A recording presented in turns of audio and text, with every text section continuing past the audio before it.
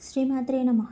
Hi అందరికీ. ఈ వీడియోలో మార్గశిర మాసంలో వచ్చే గురువారం విశిష్టత, లక్ష్మీదేవిని ఏ విధంగా పూజించాలి, పూజా విధానము, ఏ విధంగా లక్ష్మీదేవిని పూజిస్తే లక్ష్మీ కటాక్షం కలుగుతుంది, ఐశ్వర్యం ప్రాప్తిస్తుంది, సుఖ సంతోషాలు కలుగుతాయి అనే విషయాన్ని తెలుసుకుందాము. వీడియోలోకి వెళ్ళే ముందు వీడియోకి శ్రీమాత్రే నమః అని ఒక చిన్న కామెంట్ చేయండి. వీలైతే మీ ఫ్రెండ్స్ అందరికీ షేర్ చేయండి. మీరు కూడా ఈ పూజా విధానాన్ని పాటించి శ్రీ లక్ష్మీదేవికి పాత్రులు కాగలరని ఆశిస్తున్నాను. మార్గశిర మాసంలో వచ్చే గురువారాలు హిందూ సాంప్రదాయంలో అత్యంత ప్రాముఖ్యమైనవిగా భావించబడతాయి. ప్రత్యేకంగా ఈ మాసంలో శ్రీ మహాలక్ష్మి మరియు శ్రీవారి పూజలకు అంకితం చేయబడింది. మార్గశిర మాసానికి సంబంధించి గురువారాలు కొన్ని ప్రధాన విశేషాలు ఉన్నాయి. శ్రీ మహాలక్ష్మి పూజ. మార్గశిర మాసంలో గురువారాలు లక్ష్మీదేవిని పూజించడానికి అనుకూలంగా ఉంటాయి. ఈ రోజుల్లో మహిళలు లక్ష్మీ పూజ చేసి కుటుంబంలో సంతోషం, శ్రేయస్సు, ఐశ్వర్యం కోసం ప్రార్థిస్తారు. శ్రీనివాస కళ్యాణం. ఆంధ్రప్రదేశ్ మరియు ఇతర ప్రాంతాలలో మార్గశిర మాసంలో వచ్చే గురువారాలు తిరుమల శ్రీ వెంకటేశ్వర స్వామి అటువంటి విష్ణు స్వరూపాల పూజకు అనువైన మాసంగా ప్రజలు భావిస్తూ ఉంటారు. ధార్మిక ప్రాముఖ్యత. మార్గశిర మాసం అంటే మార్గం చూపే నెల అని భావించబడుతుంది. ఈ మాసంలోని పూజలు మరియు వ్రతాలు ఆధ్యాత్మిక ప్రగతి కోసం శుభప్రదంగా ఉంటాయని విశ్వసిస్తారు. ఇందువల్ల మార్గశిర మాసంలో గురువారాలు ముఖ్యంగా సాంప్రదాయ, ఆధ్యాత్మిక మరియు క్షేమప్రాప్తి కోసం పూజలకి పునాదిగా అవుతుందని ప్రజలు భావిస్తూ ఉంటారు. మార్గశిర మాసంలో లక్ష్మీదేవి పూజా విధానం చాలా విశిష్టమైనది.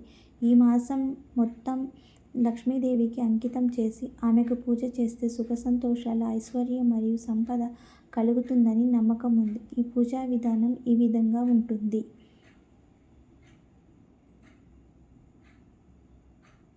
పూజా విధానం. పూజ కోసం పూజా స్థలాన్ని శుభ్రపరిచి శుభ్రమైన వస్త్రాలు ధరించాలి. పూజా స్థలంలో లక్ష్మీదేవిని ప్రతిమ లేదా చిత్రపటాన్ని ఉంచాలి. పూజా సామాగ్రి: పసుపు, కుంకుమ, పువ్వులు, గంధం, కర్పూరం, నైవేద్యం మొదలైనవి సిద్ధం చేసుకోవాలి.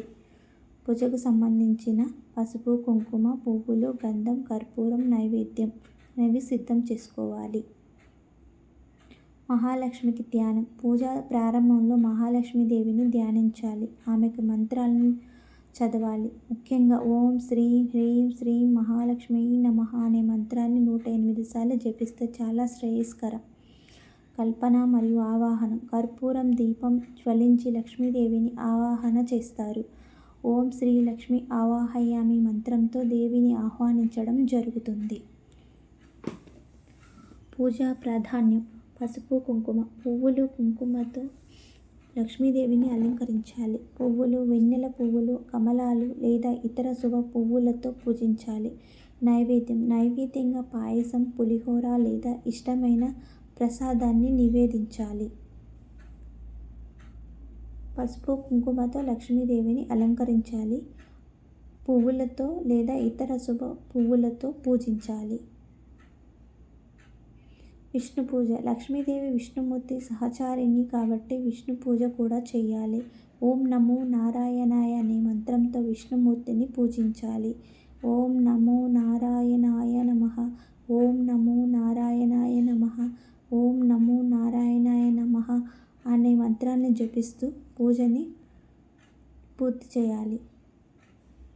కర్పూరంతో లక్ష్మీదేవికి దీపారాధన చేయాలి. ఆ తర్వాత కుటుంబ సభ్యులకు హారతి ఇచ్చి ప్రసాదాన్ని పంచాలి.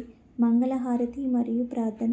ఆఖరులో మంగళహారతి చేసి లక్ష్మీదేవికి కృతజ్ఞతలు చెప్పి ఐశ్వర్యం మరియు సంతోషం కోసం ప్రార్థించాలి.